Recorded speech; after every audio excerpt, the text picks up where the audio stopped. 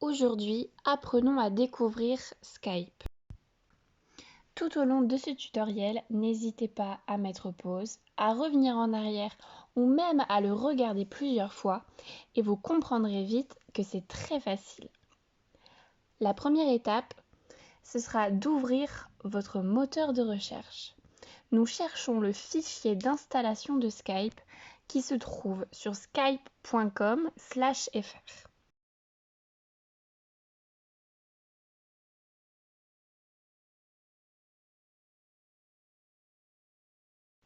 Une fois sur la page d'accueil, tout est très bien indiqué. Allons sur Télécharger Skype, puis sur Obtenir Skype pour Windows. Un fichier d'installation commence à se télécharger dans le bas de votre page. Une fois le téléchargement terminé, c'est-à-dire quand le rond ne clignote plus, il ne vous reste plus qu'à cliquer dessus. À cet instant, pas de panique, une fenêtre de sécurité va apparaître sur votre écran, vous demandant simplement si vous acceptez que Skype s'installe sur votre ordinateur. Vous n'avez qu'à cliquer sur oui. La fenêtre Skype apparaît enfin, nous cliquons sur Installer et la barre de chargement verte avance.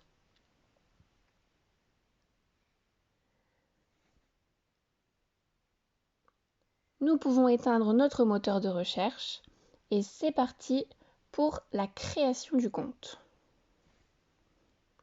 Sur la fenêtre de connexion, si vous avez déjà un compte, vous n'avez qu'à vous identifier.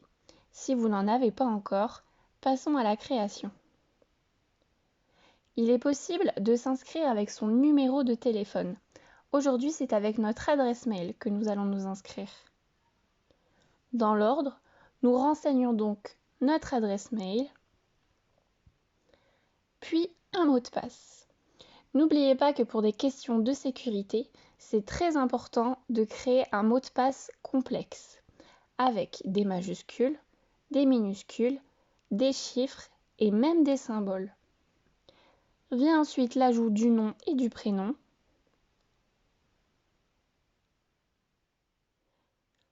puis du pays de résidence, ainsi que de votre date de naissance.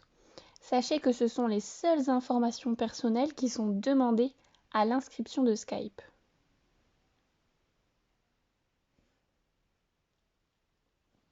La prochaine étape est là. Un code de sécurité a été envoyé sur votre boîte mail. Nous allons donc ouvrir de nouveau notre moteur de recherche et aller sur notre boîte mail.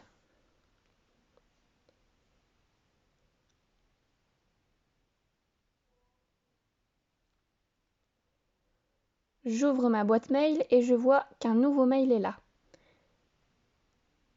Et j'y trouve le code de sécurité.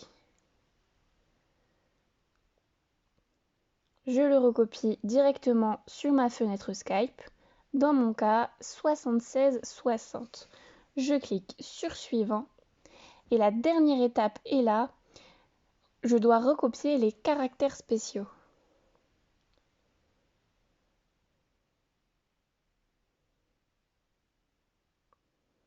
Je clique sur Suivant.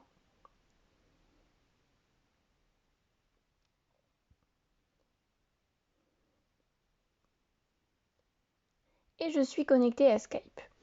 La première étape, choisir une photo de profil. Ensuite, régler le micro et les haut-parleurs. Enfin, je peux régler ma caméra. À chaque étape, je clique sur Continuer. Et nous voilà maintenant sur l'interface de Skype. Conversation, répertoire, paramètres. N'hésitez pas à mettre pause un instant pour découvrir toutes les indications.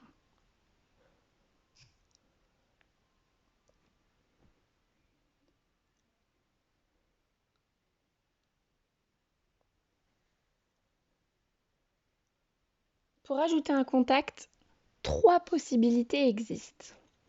Indiquer dans l'encart bleu l'adresse mail de mon contact si je la connais. Inviter directement en envoyant un mail. Ou encore ajouter des contacts via le numéro de téléphone.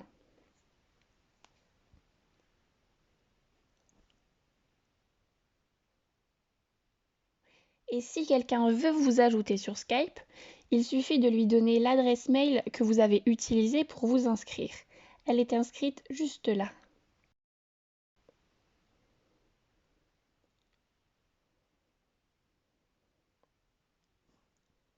Commençons maintenant une nouvelle conversation. Je connais l'adresse mail de mon ami, je l'inscris donc dans l'encart bleu.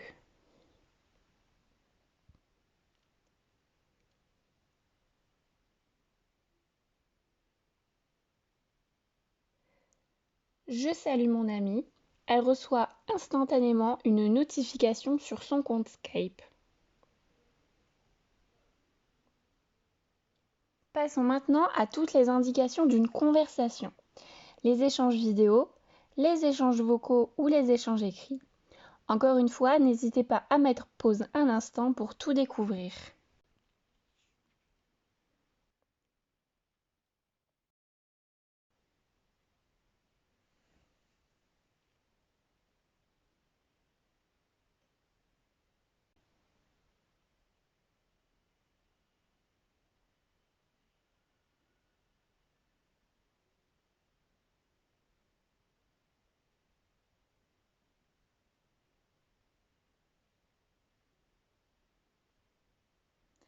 Sur le petit visage, énormément d'émoticônes sont disponibles.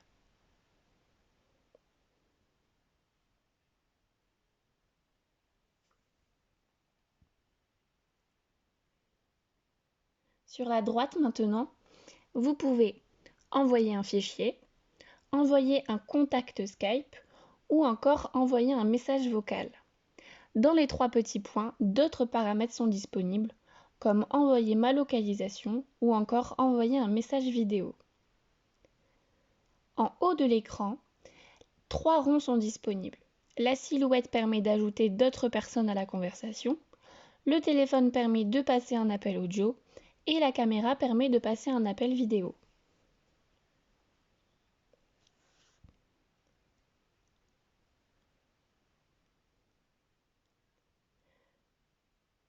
Je peux voir à cet instant que j'ai un appel entrant. C'est mon ami qui m'appelle. Je peux décrocher en vidéo, décrocher en audio uniquement, ou alors refuser l'appel et raccrocher directement.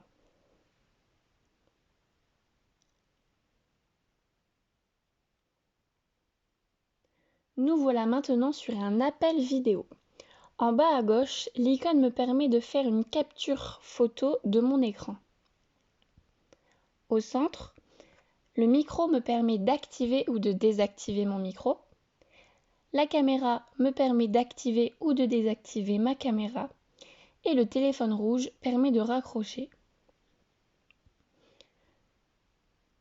Sur la droite maintenant, le premier icône me permet d'ouvrir la conversation écrite. L'icône d'à côté, avec deux carrés, me permet de partager mon écran. Mon interlocuteur verra tout ce qui se passe sur l'écran de mon ordinateur.